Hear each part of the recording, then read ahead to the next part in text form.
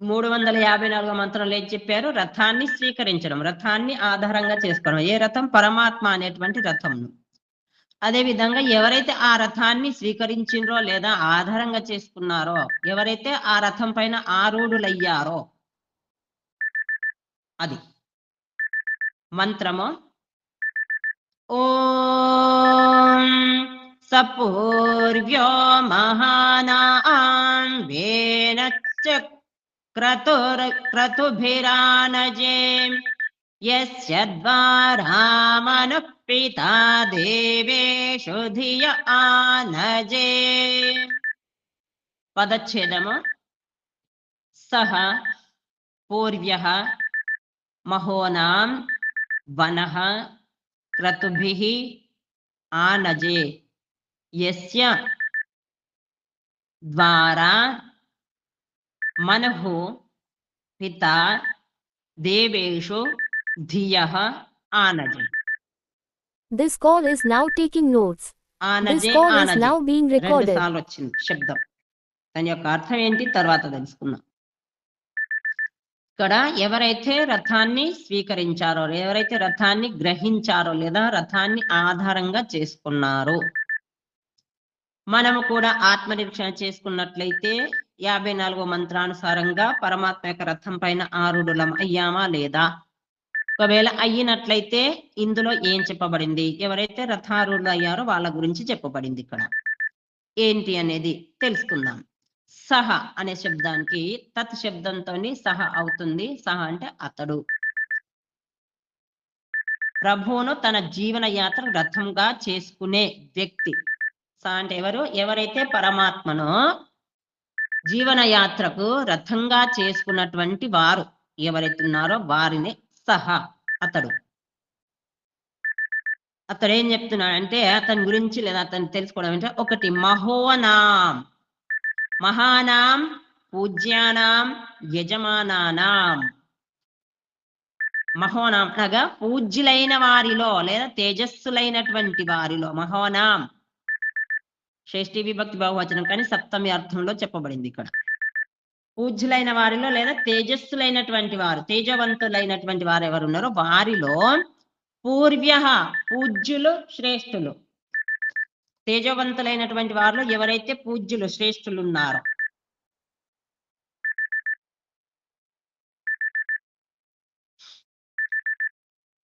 ప్రథమంలో లేదా మొదటి వ్యక్తి అవుతాడు. ఎవరైతే పూజకు అర్హులో లేదా పూజ్యులైన వారు, గొప్పవారు, ఎవరినైతే మనం గొప్పగా చెప్పుకుంటామో అనగా సృష్టి ప్రారంభం నుంచి మొదలుకొని ఇప్పటి వరకు ఎవరెవరు ఋషులు, మునులు, దేవతలుగా మనము వేడుకున్నటువంటి వారు, అన్ని రకాలుగా ఎవరెవరైతే ఉన్నారో వాళ్ళందరూ పూజ్యులు శ్రేష్ఠులు. ఆ విధంగా ఎవరైతే రథంగా పరమాత్మను తన రథంగా తన యాత్రకు జీవన యాత్ర రథంగా చేసుకుంటారో వారిలో ఎవరైతే పూజ్యులైతున్నారో వారిలో గొప్పవాడవుతాడో. రథాన్ని ఆధారంగా చేసుకున్నాడుగా పరమాత్మను ఆధారంగా చేసుకున్నటువంటి వ్యక్తి ఇప్పటి వరకు కూడా సృష్టి ప్రారంభం నుంచి మొదలుకొని ఇప్పటి వరకు ఎంతమంది అయితే ఎందరో మహానుభావులు పరమాత్మను ఆధారంగా చేసుకుని గొప్పవారుగా అయ్యారో వారి యొక్క చరిత్ర, వారి యొక్క కీర్తి, యశస్సు ఇప్పటి వరకు నడుస్తున్నదో వారి యందు కూడా ఇతడు మొదటి వ్యక్తి అవుతాడు. ప్రభువును ఆధారంగా చేసుకున్నవారు, ప్రభువును ఎవరైతే పరమాత్మను ఎవరైతే ఆధారంగా చేసుకుంటారో వారు భోగ మార్గంలో వెళ్ళరు, ప్రకృతి మార్గంలో వెళ్ళరు, ప్రకృతిని అనుసరించి నడుచుకోరు లేదా ప్రకృతి వైపుకు ఆసక్తులో కారు. ఫలితంగా క్షీణించిన శక్తి కానివాడై తేజోవంతులైన వారికి మూర్ధన్యుడై ఉత్తమునిగా ఉంటాడు. పరమాత్మను ఆధారంగా చేసుకున్నటువంటి వ్యక్తి భోగ మార్గంలో వెళ్ళరు. దానికి ఫలితంగా ఇంకేం లభిస్తుందంటే క్షీణించిన శక్తి కానివాడై, అతని యొక్క శక్తిని నాశనం చేసుకోని వాడయి తేజోవంతులైనటువంటి వారికి మూర్ధన్యుడుగా ఉత్తముడుగా ఉంటాడు. తేజవంతులు శ్రేష్ఠులు గొప్పవారు ఎవరైతున్నారో వారికి ఉత్తముడుగా ఉంటాడు. అనగా పరమాత్మ ఒకటి ఏం చెప్పే మహోనం, గొప్పవారి లోపల పూజ్యులు శ్రేష్ఠులు అయితే వారి లోపల మొట్టమొదటి వాడు అవుతాడో ఎవరైతే పరమాత్మను రథంగా చేసుకున్నారో. మరియు రెండవది వేనహ, మేధావంతుడవుతాడు, జ్ఞానవంతుడు.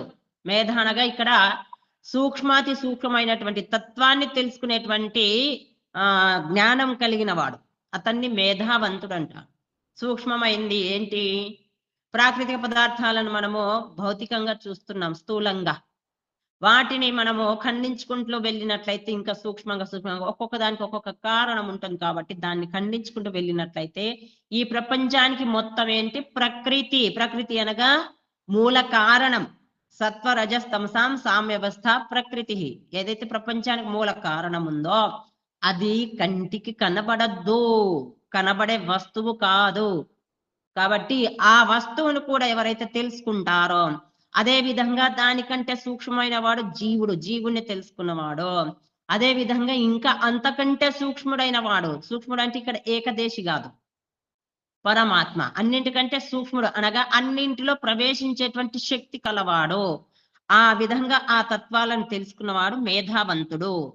ఎవరి దగ్గర నిలబడతామో మేధావంతుడు అవుతాడు. ఎవరి దగ్గర నిలబడతామో, కూర్చుంటామో, అదే విధంగా మన బుద్ధి తయారవుతుంది. ఇక్కడ మనకు భౌతికంగా వ్యావహారికంగా కూడా ఉదాహరణ ఏమి ఇచ్చారంటే, ఎవరి దగ్గరైతే ఎవరి సన్నిధిలో మనం నిరంతరం ఉంటామో వారి యొక్క అలవాట్లు మనకొస్తాయి, మన యొక్క అలవాట్లు వారికి వెళ్తాయి. కాబట్టి ఇది మనకందరికీ తెలిసిన విషయమే.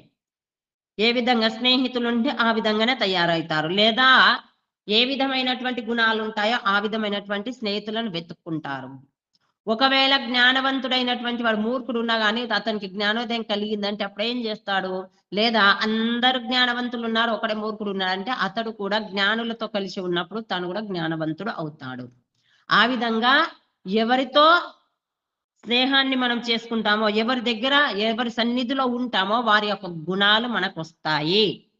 కాబట్టి కూర్చున్నాం, అదే విధంగా మన బుద్ధి తయారవుతుంది. ఊసర వెళ్ళి ఉదాహరణ తీసుకోవచ్చు. ఎక్కడికి వెళ్తే అది రంగు, ఏ రంగు ఉంటే ఆ రంగు మారుస్తుందంట.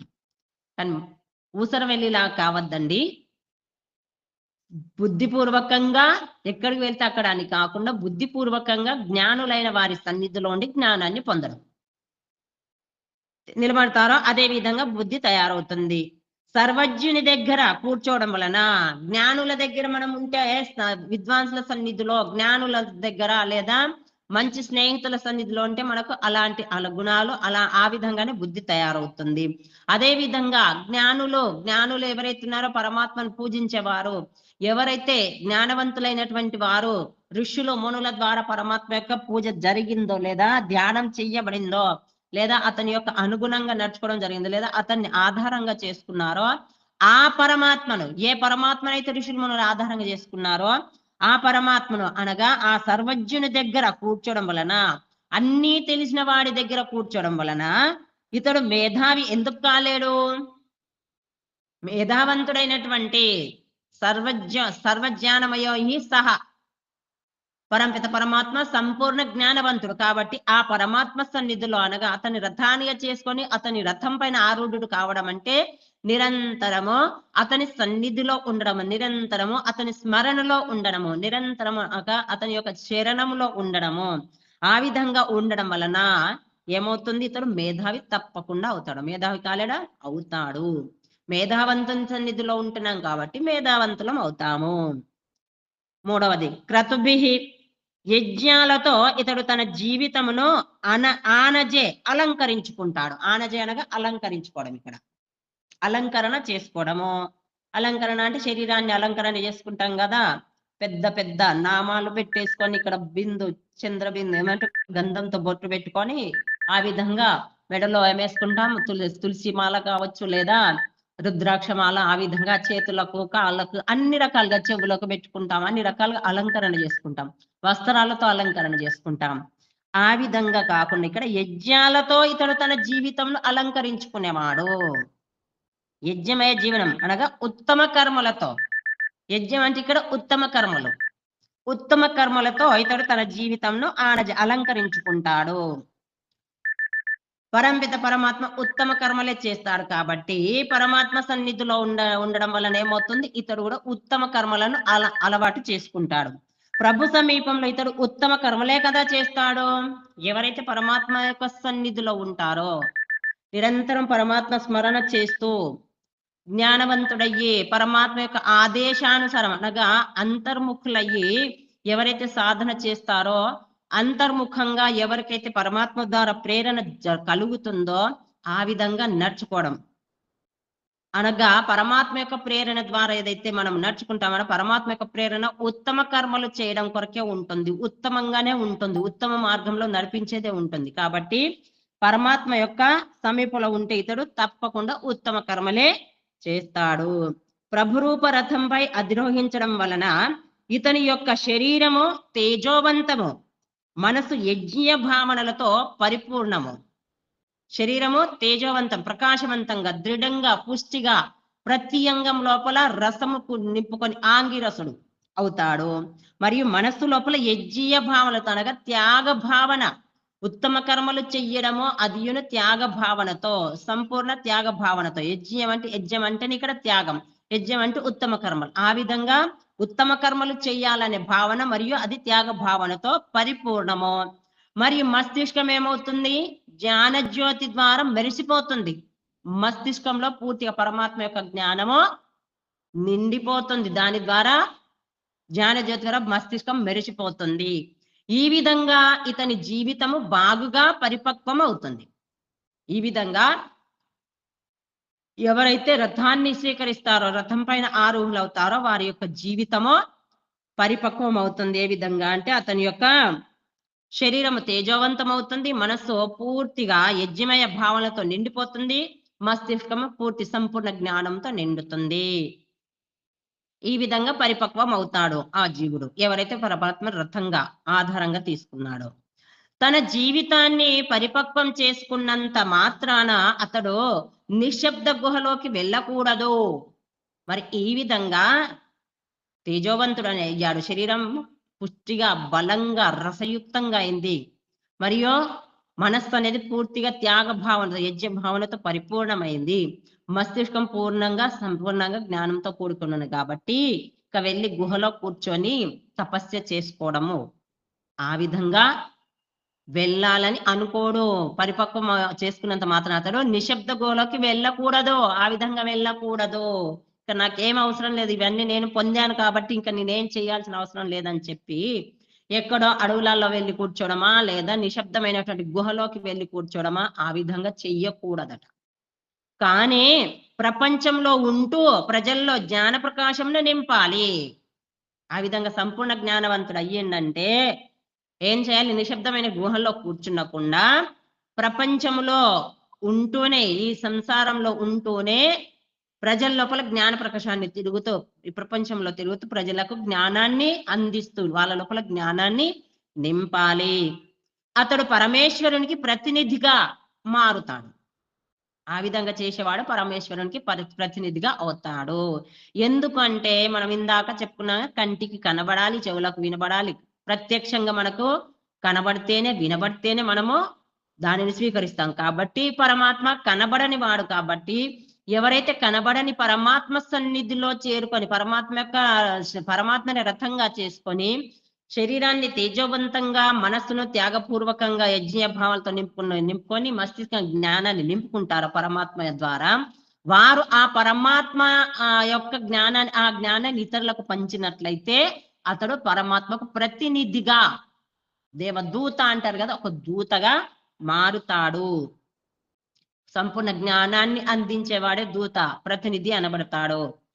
యస్య ద్వారా, ఎవరి ద్వారా, మనహో జ్ఞానాన్ని ఇచ్చే సర్వజ్ఞుడు. మనం ఇక్కడ మనజ్ఞ అనే ధాతువుతో మను శబ్దం ఏర్పడుతుంది. జ్ఞానాన్ని ఇచ్చేటువంటి సర్వజ్ఞుడు, సంపూర్ణమైనటువంటి జ్ఞానాన్ని ఇచ్చే సర్వజ్ఞుడు అంటే అన్ని తెలిసిన వాడు, అన్నింటి అందుండి అన్నింటిని తెలుసుకున్నటువంటి పరంపిత పరమాత్మ. పిత, అందరి రక్షకుడు. ఎవరి ద్వారా అయితే జ్ఞానాన్ని ఇచ్చే సర్వజ్ఞుడు, ఎవరి ద్వారా ఎవరైతే ఈ విధంగా అంటే సంపూర్ణంగా శరీరాన్ని రసయుక్తంగా చేసుకొని, తేజవంతంగా చేసుకొని, యజ్ఞమయ భావనలతో నిండుకున్నటువంటి మనస్సు గలవాడు మరియు మస్తిష్కం జ్ఞానంతో నిండినటువంటి ఎవరైతే ఉన్నారో వారు ఎవరి ద్వారా నింపుకున్నారు, వారి ద్వారా జ్ఞానాన్ని ఇచ్చేటువంటి సర్వజ్ఞుడు. ఆ విధంగా తయారైనటువంటి వారి ద్వారా ప్రజలకు జ్ఞానాన్ని అందించేటువంటి పరంపిత పరమాత్మ పిత, అందరి రక్షకుడు అతడు. పరమాత్మ అతడు అందరి రక్షకుడు అయిన పరమాత్మ దేవేషు ధియః, దేవేషు బహువచనం దేవతలలో, ధియః జ్ఞానాన్ని అందించేవాడు. దేవేషు అనగా దేవతలు. ఇక్కడ ఏంటి 33 దేవతలు చెప్పబడింది. 33 దేవతలు ఎవరో దివ్య శక్తులు కలిగినటువంటి ప్రకృతి శక్తులు. మరియు 34వ దేవత ఆత్మదేవుని విషయమైనటువంటి జ్ఞానమును విషయ సప్తంలో ఇక్కడ చెప్పబడింది. ఆత్మదేవుని యొక్క విషయమైన జ్ఞానమును ఆనజే ప్రజలకు అందజేస్తాడు. మొదటి ఏంది క్రతుభి ఆనజే అనేది అలంకరించుకోవడము. ఇక్కడ ఆనజే అందజేయడం. రెండో లైన్ లో వచ్చినటువంటి ఆనజే అందజేయడం, ఇతరులకు అందజేయడం లేదా ఇతరులను కూడా అలంకరింప చేస్తాడు. పరమాత్మ ద్వారా అందరికీ రక్షకుడు అయినటువంటి పరమాత్మ 33 దేవతలు అంటే ప్రకృతి శక్తులు ఏవైతున్నాయో మరియు ఆత్మదేవుని యొక్క విషయమైనటువంటి జ్ఞానం ఆనజ ప్రజలకు అందజేస్తాడు. 33 దేవతల గురించి తెలియజేస్తాడో మరియు పరమాత్మ యొక్క జ్ఞానం ఏదైతుందో పరమాత్మ విషయాన్ని కూడా తెలియజేస్తాడు. ఎవరైతే పరమాత్మను ఆధారంగా చేసుకున్నాడో 33 దేవతలు మనం చెప్పుకుంటాం కదా, 33 కరోడ్ అని చెప్తాం. 33 ప్రకారకే 33 కోట్ల దేవతలు. 33 కోట్ల అంటే ఇక్కడ 33 రకాల దేవతలు. 33 కోట్లు కాదు, ఇక్కడ కోటి అనే శబ్దము రకము అనేటువంటి ఆ విధంగా మనం అర్థం చేసుకుంటే సంపూర్ణంగా అందులో వస్తుంది.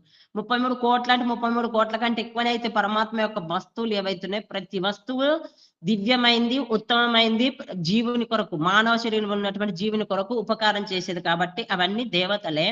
33 కోట్ల కంటే ఎక్కువగా ఉంటాయి కాబట్టి అందుకే అక్కడ 33 కోట్లు కాకుండా 33 రకాలు కలిగినటువంటి దేవతలు, 33 రకాలుగా శక్తి కలిగినటువంటివి ప్రకృతి శక్తులు, అవి కూడా అందజేస్తారు. ఆ విధంగా స్పష్టంగా తెలుస్తుంది ఏమనగా అలాంటి వ్యక్తులు పరమాత్మకు దూతలుగా అయ్యి ప్రజలకు వెలుగును అందిస్తారు. ఈ విధంగా ఉన్నటువంటి వ్యక్తులు పరమాత్మకు దూతగా అయ్యి ప్రజలకు జ్ఞానాన్ని, వెలుగుననగా జ్ఞానం అందిస్తారు. ఏది వారికి పరమాత్మతో అందినదో, ఏదైతే పరమాత్మ ద్వారా జ్ఞానం అందిందో ఆ యొక్క జ్ఞానాన్ని దేవదూతగా అయ్యి అందిస్తారు. ఏం జ్ఞానం? పరమాత్మ యొక్క జ్ఞానాన్ని తెలియజేస్తారు. మరియు ప్రాకృతిక శక్తులు 33 శక్తులు ఏంటి అవి అంటే మనకు తెలిసిందేంటి, 33 రకాల దేవతలు. అవి దేవతలు అని చెప్పొచ్చు, ప్రకారాల్లో అనొచ్చు, శ్రేణులు అనొచ్చు. ఒకటి ఏంది 8 వసువులు. వసువులు అంటే ఏంటి? పృథివీ, జలము, అగ్ని, వాయు, ఆకాశము, చంద్రుడు, సూర్యుడు, నక్షత్రాలు. పృథివీ వసువులు అంటే నివసింపజేసేటి వసువులు అన్నమాట. ఇవి జీవుని యొక్క నివాసం కొరకు ఏర్పరచబడినవి కాబట్టి వసువులు అనగా పృథివీ, జలము, అగ్ని, వాయువు, ఆకాశము, చంద్రుడు, సూర్యుడు, నక్షత్రాలు. ఇవి 8. 11 రుద్రులు. 8 వస్తువులు, 11 రుద్రులు మనందరికీ తెలిసిందే, ఆయన తెలియజేస్తున్నాను. ప్రాణము, అపానము, వ్యానము, ఉదానము, సమానము, నాదము, కూర్మము, క్రికలము, దేవదత్త, ధనంజయ మరియు జీవాత్మ. ఇవి 11 రుద్రులు. ఏంటి? ప్రాణము, పంచ ప్రాణాలు అందరికీ తెలిసినాయి. ప్రాణము, అపానము, వ్యానము, ఉదానము, సమానము. వీటికి ఉప ప్రాణాలు ఉంటాయి. ఈ 5 కూడా ఉప ప్రాణాలు. ఏంటి? సమానము, నాదము, కూర్మము, క్రికలము, దేవదత్త, ధనంజయ. ఇవి ఉప ప్రాణాలు కలిసి 10. మరియు జీవాత్మ ఇవి రుద్రులు 11. తర్వాత 12 ఆదిత్యులు అనగా 12 నెలలు, కాలానికి ప్రతినిధులు. ఇవి 12 నెలలు మనకు తెలిసిందే. జనవరి, ఫిబ్రవరి ఇంగ్లీష్ లో, సంస్కృతంలో అయితే నభస్ అని అవి వస్తాయి. మధు, మాధవ అనేది ఇంకా మనం తెలుగులో చెప్పాలంటే చైత్రం, వైశాఖం, జ్యేష్టం, ఆషాఢం, శ్రావణం. ఈ విధంగా ఆ 12 నెలలు, 12 రుద్రులో 8 వస్తువులు, ఈ మొత్తం కలిపి 33. వీటి గురించి తెలియజేయడం అంటే భూమి గురించి, అగ్ని గురించి, జలం గురించి, వాయువు, ఆకాశము, చంద్రుడు, సూర్యుడు, నక్షత్రాల గురించి తెలియజేయడము. ఆ విధంగా సంపూర్ణ జ్ఞానాన్ని పొంది ప్రజలకు అందజేయడము. అదే విధంగా 11 రుద్రులు అంటే ప్రాణం, అపానం, సమానం, వ్యానం, ఉదాహరణం వీటి గురించి తెలియజేయడము. ఆ తర్వాత జీవుని గురించి తెలియజేయడం. మరియు 12 నెలలు కాలానికి సంబంధించి, కాలం ఏ విధంగా గడిచిపోతుంది, ఎలా ఉంటుంది అనేది. ఆ విధంగా ఈ 33 దేవతల గురించి తెలుసుకుంటే తర్వాత పరమాత్మను తెలుసుకుంటే సంపూర్ణంగా తెలిసినట్టు. ఈ 33 దేవతల యొక్క జ్ఞానాన్ని పొందినట్లయితే మనము పరమాత్మ యొక్క జ్ఞానాన్ని పొందగలుగుతాం, పరమాత్మ సన్నిధిలో చేరుకోగలుగుతాం. మరి అది పొందాలి అంటే కూడా పరమాత్మ ఒడిలోకే చేరుకోవాలి. పరమాత్మ యొక్క సన్నిధిలో కూర్చొని మనం పరమాత్మ యొక్క ధ్యానము చేసినట్లయితే, ఏ పని చేసినా పరమాత్మకు అనుగుణంగా పరమాత్మకు అంకితం అయిపోయి పూర్తిగా సమర్పితం అయిపోయి చేసినట్లయితే పరమాత్మ యొక్క జ్ఞానం కలుగుతుంది.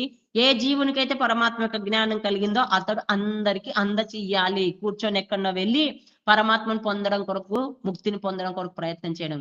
ఈ విధంగా ప్రచారం చేస్తూ అందరికి అందజేస్తూ ప్రజల లోపలనే ఉండి ఈ ప్రకృతి వాతావరణంలోనే ఉండి పరమాత్మను అనగా ముక్తిని పొందాలి. ఆ విధంగా ప్రయత్నం చేసేవాడిని దూత అంటారు. దేవదూత అనొచ్చు, పరమాత్మ యొక్క దూత లేదా ప్రతినిధి. కాబట్టి ఇక్కడ 33 కోట్ల దేవతలు అర్థమైంది కదా. ఆ దేవతల యొక్క బొమ్మలు పెట్టి పూజిస్తే చెయ్యగలమా? భూమి యొక్క పూజ చేశామనుకోండి, భూమిని ఫోటో పెట్టుకొని చేస్తే భూమి పూజ అవుతుందా? అదే విధంగా జలాన్ని పట్టుకొని మనం పూజ చెయ్యగలమా? ఎంత జలం ఉంది. అగ్నినైతే అసలు అగ్నికి ఫోటో ఉంటుందా? ఫోటో పెడితే ఫోటోకు చేస్తే అగ్ని పూజ కాదు. ఒకవేళ ఆ ఫోటోనే మనము దాన్ని అగ్ని వెలుగుతుంది కాబట్టి ఒక గిన్నె తీసుకొచ్చి దాని మీద పెట్టి బియ్యము నీళ్లు మోస్తే ఉడుకుతుందా? ఉడకట్లేదు. కాబట్టి అగ్నిదేవుని అని భూమి దేవతనని ఆ విధంగా ఫోటోలు పెట్టి చేయడం కాదు. వీటిని మనము భూమిని ఏ విధంగా ఉపయోగించుకోవాలి, జలాన్ని ఏ విధంగా ఉపయోగించుకోవాలి, అగ్నిని ఏ విధంగా ఉపయోగించుకోవాలి, ఆకాశమును మరియు ఇంకేముంది వాయువును ఏ విధంగా ఉపయోగించుకోవాలో అదే విధంగా ఉపయోగించుకోవాలి. వాటిని ఉపయోగించుకున్న తర్వాత మనము అశుద్ధి అవుతుంది కాబట్టి వాటిని శుద్ధి చేసే తత్వం ఒకటే ఒక క్రియ అగ్నిహోత్రము. కాబట్టి ఆ అగ్నిహోత్రం ద్వారా వీటన్నింటి పూజ జరుగుతుంది. అదే విధంగా ప్రాణం అపానం ఇవైతే శరీరంలో ఏవైతున్నాయో వాటిని మనం పట్టుకొని, మనకు ఆ ప్రాణము కనబడదు, అపానం కనబడదు, ఇవన్నీ ఏవైతున్నాయో మన లోపల ఉన్నటువంటి నాదం, కూర్మం, క్రికలం ఇవన్నీ మనకు కంటికే కనబడాయి. అదే విధంగా జీవుడు కనబడడు. మరి వీరి యొక్క పూజ ఎలా చేయగలుగుతాము? 33 దేవతలను పెడతాం, 33 రకాల పువ్వులు తెచ్చి 33 రకాల విత్తనాలు ఎన్నో రకాలుగా మనకు ఏదో సమయంలో చేస్తారండి. కార్తీక మాసంలో, శ్రావణ మాసంలో చేస్తారు అందరు పూజలు. కాబట్టి అది పూజ కాదు. ఈ 33 రకాలుగా మనకి ఇవ్వబడినటువంటి పదార్థాలు ఏవైతున్నాయో వాటిని సక్రమంగా వినియోగించుకుంటే అది పూజ అనబడుతుంది. కాబట్టి వాటికి గౌరవాన్ని ఇవ్వాలి. వాటికి గౌరవాన్ని ఇవ్వట్లేదు, ప్రాణాన్ని సరిగ్గా ఉంచుకోము, ప్రాణశక్తిని సరిగ్గా తీసుకోము. ఎందుకంటే వాతావరణం అశుద్ధి చేస్తే అందులో ప్రాణశక్తి ఉండదు. అదే విధంగా మన శరీరంలో కూడా పనికిరానటువంటి ఆహార పదార్థాలు వేస్తాము. ఎక్కువగా వేయడం వలన కూడా శ్వాస తీసుకోవడానికి ఇబ్బంది అవుతుంది. కాబట్టి ఆ విధంగా ఈ ప్రాణాలను మనము నాశనం చేస్తూ ఉంటాము. ఇక భూమి, జలం అవైతే వాటినైతే కలుషితం చేస్తూనే ఉన్నాం, అన్ని రకాలుగా చేస్తున్నాం. అదే విధంగా శరీరంలో ఉన్నటువంటి కనబడని వాటిని కూడా కలుషితం చేస్తున్నాము. ఇక జీవుని అయితే ఆత్మఘాతులమైతున్నాం, అనగా పాపపు కర్మలు చేసుకుంటూ జీవుణ్ణి మళ్ళీ మానవ జన్మ ఎత్తకుండా చేసుకుంటున్నాం. కాబట్టి ఆ విధంగా కాకుండా వేదానుకూలంగా మనకు యజ్ఞమయ జీవనం గడపాలి. యజ్ఞీయ భోజనము, యజ్ఞమయ జీవనం గడిపినట్లయితే ఈ 33 దేవతల యొక్క పూజ అవుతుంది. మాసాలు గడిచిపోతా ఉన్నాయి, నెలలు గడిచిపోతూ ఉన్నాయి. ఏ నెలలో ఏం చేయాలో, ఏ విధంగా చేయాలో అది కూడా చేయట్లేదు. కాబట్టి వీటి యొక్క జ్ఞానాన్ని తెలుసుకొని వీటిని మనము వీటికి అనుగుణంగా నడుచుకున్నట్లయితే వాటి యొక్క పూజ ఈ విధంగా 33 దేవతల యొక్క పూజ ఇలా చెయ్యాలి. అంటే వీటి గురించి తెలుసుకున్నటువంటి వ్యక్తి ఇతరులకు అందజేయడం వలన పరమాత్మకు ప్రతినిధి, అతడే రథాన్ని అధిరోహించిన వాడు. ఇక్కడ మంత్రంలో ఇది కూడా చూడదగినదేమనగా, జీవితాన్ని పరిపక్వము చేసుకోవడం కొరకు ఏ మంత్రాంశం ఉన్నదో అది 3 వాక్యాలలో చెప్పబడింది. జీవితాన్ని పరిపక్వం చేసుకోవాలంటే ఇది 3 వాక్యాల్లో చెప్పబడింది. ఏంటిదంటే, మరియు పరిపాకం తర్వాత జ్ఞానాన్ని వ్యాపింప చేసే పనిని ఒక్క వాక్యంలో చెప్పబడింది. 3 వాక్యాల లోపల ఏం చెప్పబడింది? జీవితాన్ని పరిపక్వం చేసుకోవాలని. ఒక్క వాక్యంలో ఏం చెప్పబడింది? జ్ఞానాన్ని వ్యాపింప చెయ్యాలి అని. ఈ విధంగా బ్రహ్మచర్యము, గృహస్థము, వానప్రస్థము ఈ 3ను సాధనకు ఆశ్రమాలు అంటే సాధన చేయడానికి ఈ విధంగా మనం చూసుకున్నట్లయితే బ్రహ్మచర్యావస్థలో జ్ఞానాన్ని పొందాలి, శరీరాన్ని దృఢంగా చేసుకోవాలి. మరియు గృహస్థాశ్రమంలోకి వెళ్ళి ఏం చెయ్యాలి? బ్రహ్మచర్యం తర్వాత గృహస్థాశ్రమం లోపలికి వెళ్ళి ఉత్తమ సంతానాన్ని ఉత్పన్నము చెయ్యాలి, మరియు అందరిని చూసుకోవాలి. ఆ యొక్క జ్ఞానాన్ని సంతానం లోపల నింపాలి. ఎవరెవరికి ఏ సహాయత చేయాలో కర్మలు, ఉత్తమ కర్మలు ఉన్నాయి, యజ్ఞ యాగాదులు చేసేటివి, త్యాగమయ జీవనంతో గడపాలి. తర్వాత వానప్రస్థం ఏంటి? ఆ సమయంలో అంటే బ్రహ్మచర్యాశ్రమంలో తీసుకున్నటువంటి జ్ఞానాన్ని మళ్ళీ దానిని పారాయణము చేస్తూ ఇతరులకు కూడా అందించడము, అది వానప్రస్థము. అదే గురుకులాలు. ఆ తర్వాత మూడవది ఏంది, 3 అయిపోయిన తర్వాత 4వది వ్యాపింప చేయడం. అంటే 3 వాక్యాలలో చెప్పబడింది ఏంది, బ్రహ్మచర్యం, గృహస్థం, వానప్రస్థము. తర్వాత ఇంకొక వాక్యంలో పూర్తిగా వ్యాపించడం అంటే సన్యాసాశ్రమంలో ఉన్నప్పుడు జ్ఞానాన్ని ఇతరులకు అందించడమే సాధనకు ఆశ్రమాలు. సన్యాసం ఒకటే, కేవలం సన్యాసం ఒకటే ప్రచారం కొరకు. ఏదైతే సన్యాసం ఉందో అది ఒకటే ప్రచారం చేయడం కొరకు. ఈ విధంగా తన జీవితాన్ని ఉపయుక్తం చేసుకునే వ్యక్తే వాస్తవంగా పరమాత్మ యొక్క నిజమైనటువంటి స్తోత, అతడే ప్రగాథ.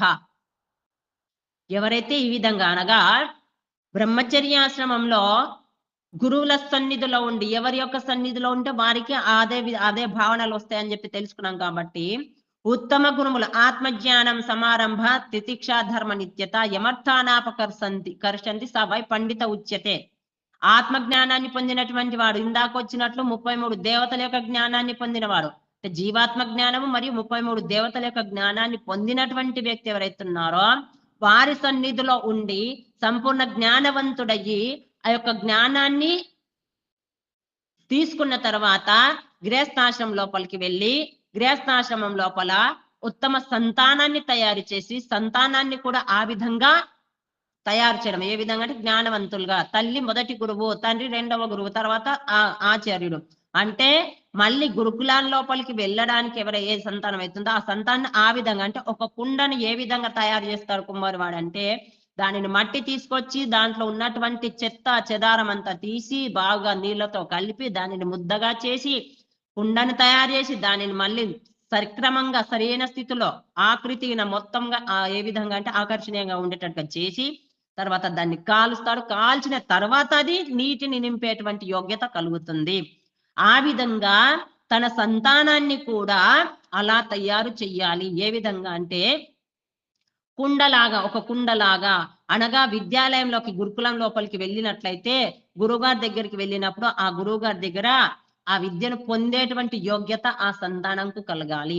ఆ విధమైనటువంటి సంతానాన్ని తయారు చేయడము గృహస్థాశ్రమంలో. ఆ విధంగా సంతానాన్ని తయారు చేస్తూ అతిథులను అనగా వాళ్ళ సంతాన గృహస్థాశ్రమంలో ఉండి కూడా ప్రతి నిత్యం అతిథులను ఆహ్వానించడము. అతిథులు ఎలాంటి అతిథులు అంటే జ్ఞానవంతులైనటువంటి వారు, సన్యాసులు ప్రచారం చేస్తారని చెప్పాం చూడండి. అలాంటి సన్యాసులను ప్రతి నిత్యము ఇంటి లోపలికి ఆహ్వానించి వారికి తగిన విధంగా వారి దగ్గర ఉన్నటువంటి జ్ఞానాన్ని తీసుకొని వారిని తగిన విధంగా సత్కరించడము, అది గృహస్థుల యొక్క పని.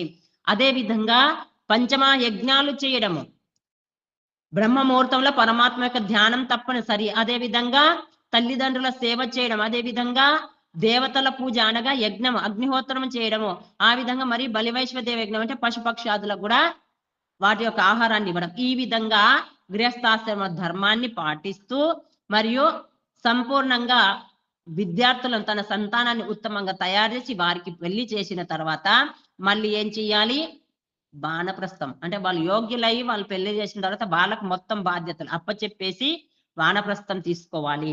ఆ వానప్రస్థం లోపల బ్రహ్మచర్యాశ్రమంలో తీసుకున్నటువంటి జ్ఞానాన్ని గురువుల దగ్గర కూడా ఎలా ఉండాలంటే పూర్తిగా అంకిత భావనతో, గురువుల దగ్గర జ్ఞానాన్ని తీసుకోవడం అంటే ఊరికేనే కాదు, అంకిత భావనతో పూర్తిగా సమర్పితం అయిపోయి గురువులకు జ్ఞానాన్ని పొందడము. పూర్తిగా గురువు ఒక్క వాక్యం కూడా, ఏ శబ్దం కూడా ఎక్కడ కొల్లుపోకుండా గాల్లో ఎగిరిపోకుండా ఉండేటట్లు ఆ విధమైన శ్రద్ధ భక్తితో వెళ్ళడం. 3 సమిధలు, నచికేతుడు 3 సమిధలు తీసుకొని వెళ్తాడంటే ఆ విధంగా సమిధలను తీసుకొని అంటే భక్తి పూర్వకంగా వెళ్ళడము.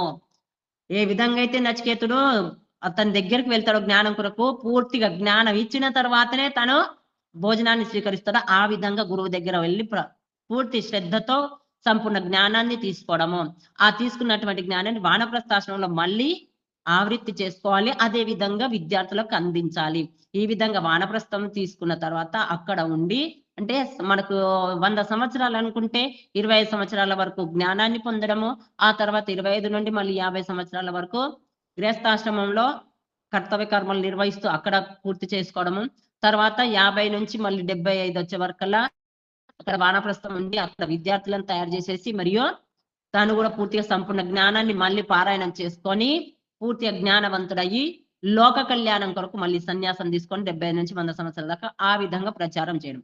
ఈ విధంగా చేసినటువంటి వారు, అలాంటి వ్యక్తే, ఆ విధంగా నడుచుకున్నటువంటి వ్యక్తే, ఉపయుక్తం చేసుకున్న వ్యక్తే వాస్తవంగా పరమాత్మ యొక్క నిజమైనటువంటి స్తోత.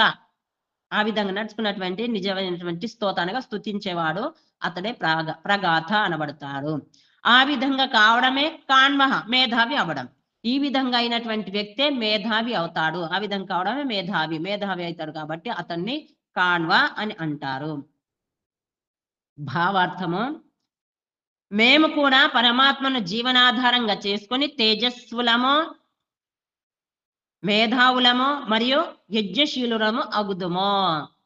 ఈ విధంగా ఏ విధంగా అయితే ప్రగాథ మరియు కాన్వ అయ్యాడో అదే విధంగా మేము కూడా పరమాత్మను జీవనాధారంగా చేసుకొని తేజవంతులము, మేధావంతులం మరియు యజ్ఞశీలురము అవుతాము.